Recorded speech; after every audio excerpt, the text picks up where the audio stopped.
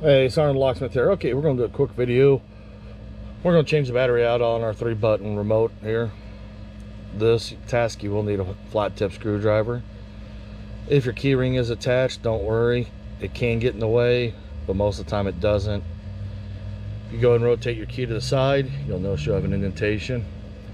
Go ahead and put your flat tip screwdriver in there and twist it.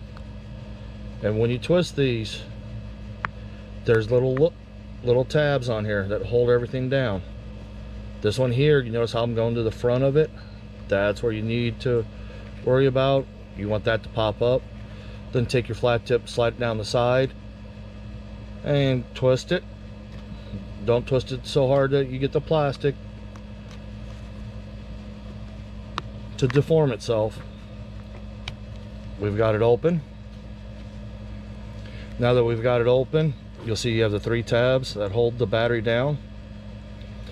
Come to the opposite side where there's not a middle tab, just put the flat tip under there, lift the battery up. The reason why I say that is you got those tabs. If you pry on that, you can bend this. This is a CR 2032 battery. These are new remotes we're using for the videos, so we're going to go and reinstall it. Positive side down, you notice how it went in. Now if you look on here, there's a little lip. That is the first thing you're going to have to get to go in first. I found the easiest way to do this is take the 2 halves and you'll join it together and then start working your way around.